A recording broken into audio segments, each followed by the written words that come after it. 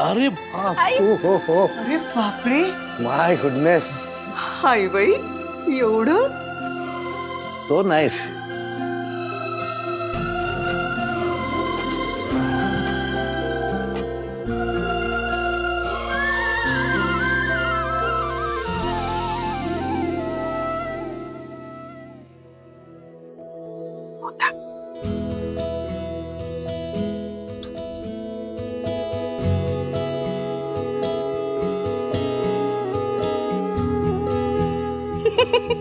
आई, अब तो ऐसे शर्मा रही है जैसे नई नवेली दुल्हन शर्माती है.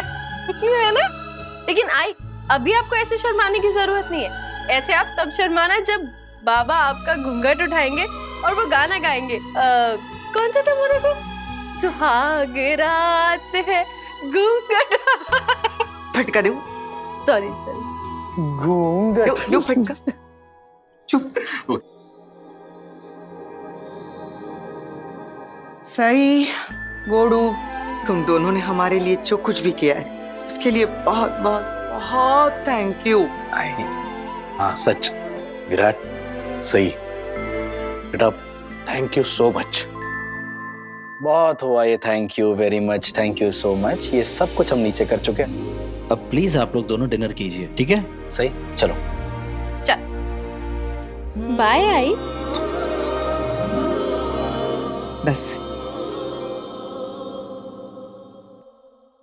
सही, तुम दोनों ने जैसे हमारी मैरिज एनिवर्सरी मनाई ना, भगवान करे मैं भी तुम दोनों की आने वाली एनिवर्सरी ऐसे ही और इतनी धूमधाम से मनाऊं.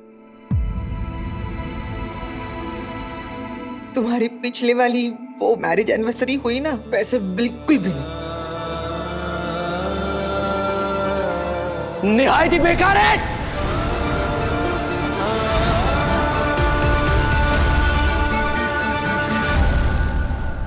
आई, बाबा की और आपकी शादी मेरे और विराट सर की शादी से बहुत अलग है. आप इन दोनों को एक तराजू में तोल भी नहीं सकती. बाबा की और आपकी शादी आपकी मर्जी से हुई थी, बड़ों के आशीर्वाद से हुई थी. मेरी नहीं आई. मेरी शादी तो जबरदस्ती हुई थी. ये शादी हमारे बीच एक समझौता है, एक डील है. और मैं ना आज भी ये बात नहीं भुला पाती कि इस शादी की वजह मेरा आबा का इस दुनिया में ना होना है. आई, ये शादी ना मुझे मेरी मजबूरी का एहसास कराती है बाबा.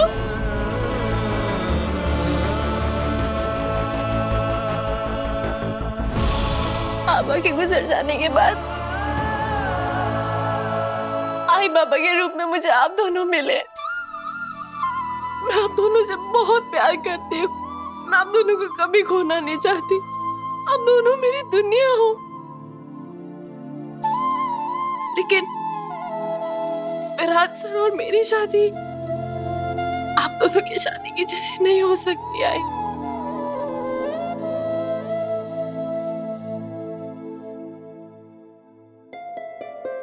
सही, लेकिन वक्त के साथ साथ तो सब कुछ बदलता है ना. लोग बदलते हैं, हालात बदलते हैं. जब तुम्हारी विराट के साथ शादी हुई थी तब तुम्हें विराट के बारे में कुछ भी पता नहीं था. लेकिन क्या अब भी विराट वैसे ही है जैसे शादी के वक्त था? क्या अब भी तुम एक दूसरे के लिए वैसे ही महसूस करते हो जैसे शादी के वक्त महसूस करते थे? शादी के बाद तुम्हारी जिंदगी में कुछ भी अच्छा नहीं हुआ है क्या? अच्छा हुआ है ना आई. इस शादी की वजह से मुझे आप मिली. आई, मुझे तो पता ही नहीं था कि आई का प्यार होता क्या है. जिंदगी में आई के होने का मतलब क्या होता है. नहीं पता था। बाबा, आपने ना मुझे पाल पोस कर बड़ा किया है, मुझे सब कुछ दिया है उन्होंने मुझे बहुत प्यार दिया, लेकिन आई होता है ना कभी कभी कुछ चीजें एक बेटी को ना एक आई ही समझा सकती है अपने तरीके से, जैसे आप समझाते हो। आई के नहीं होने से ना मेरी जिंदगी में एक खालीपन था, वो आपने भराया है, आपने भराया। और शादी ने मुझे इतना अच्छा परिवार और अब तो विराट सर जैसा इतना अच्छा दोस्त दिया। और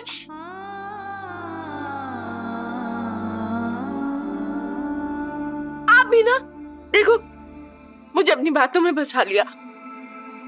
अरे ये मेरी एनिवर्सरी थोड़ी ना है, आप दोनों की स्पेशल नाइट है। चलिए आओ बाबा। अरे आप बैठो।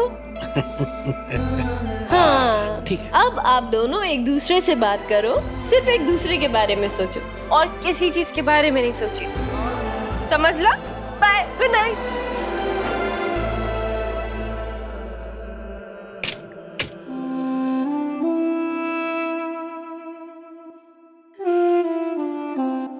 अश्विनी, चिंता मत करो। देखो, जैसे हमारे बच्चों ने हमें हमारे प्यार का एहसास दिलाया, वैसे ही हम दोनों मिलकर उन दोनों को उनके प्यार का एहसास दिलाएंगे।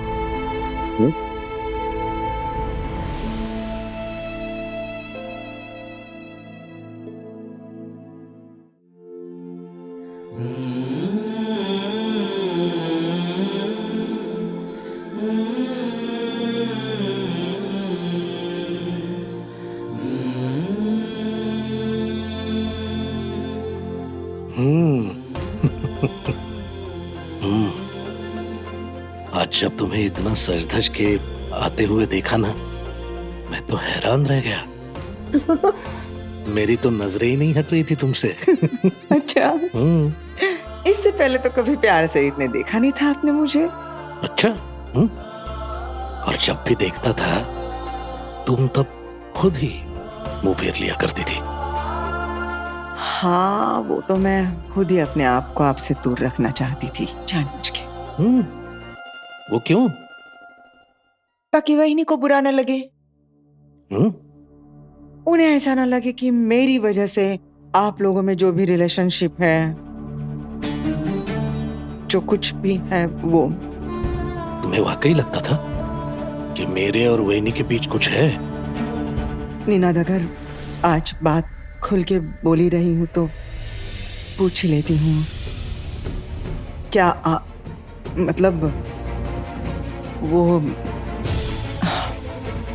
क्या सच में आपके और वहीनी के बीच में कुछ नहीं। यही तो कह रहा हूं ना मैं, कुछ नहीं है। ठीक है, मैं आपका यकीन कर भी लूं तो भी मैं तो आखिर हूँ एक पत्नी ना। वहीनी का हर दम मुझे नीचा दिखाना, आपका वहीनी की बातें सुनना, वहीनी के साथ बहुत प्यार से बात करना और मेरी हमेशा बेइज्जती करना, फिर मुझे तो ऐसे लगेगा ना, वो शक पैदा हो जाता है ना मन में कि आपका और कुछ है। वहीनी ने इस घर को बनाया है, संभाला है, और नागेश दादा के जाने के बाद तो वही थी जो चट्टान की तरह खड़ी थी। मुझे और ओमी को तो खास तौर पर उन्होंने ही संभाला है, सारा बिजनेस संभाला है, घर को जोड़ के रखा है। उन्होंने सही मायने में इस घर की मुखिया होने का फर्ज निभाया है, इसीलिए मेरे मन में उनके लिए बहुत इज्जत है, बहुत बहुत ज्यादा इज्जत है। और सिर्फ इसलिए मैं उनकी कोई बात कभी काटता नहीं हूँ, उनकी हर बात का मान रखता हूँ। अरे लेकिन इसका मतलब ये तो नहीं है ना कि मेरे और वहीनी के बीच में कुछ है। असं आहे का? म्हणजे काय? मला ये सब कुछ पहले आपने मुझे बता देना चाहिए था ना। हम नहीं, म्हणजे मैंने ये सारी बातें मेरे मन में रखने के बजाय आपसे खुलकर इन सब मामलों में बात करनी चाहिए थी। सॉरी। चुप रही, और ये चुप्पी है ना, यही हमारे रिश्ते के दुश्मन बन गए। अगर ये बात तुम्हें इतना परेशान कर रही थी तो तुमने कभी भी खुल के कुछ क्यों नहीं कहा? क्यों बर्दाश्त करती रही सब? क्यों? क्योंकि मुझे डर लगता था ना। हम्म? मुझे डर लगता था कहीं मैं आपसे कुछ कह दूं और फिर आपको गुस्सा आ जाएगा और फिर गुस्से में आप कहीं गलत फैसला ना ले, इसलिए मैं चुप रही। क्योंकि मैं आपसे प्यार करती हूँ ना, तो मैं आपसे दूर नहीं रहना चाहती, मैं आपको खोना नहीं चाहती हूँ ना, इसलिए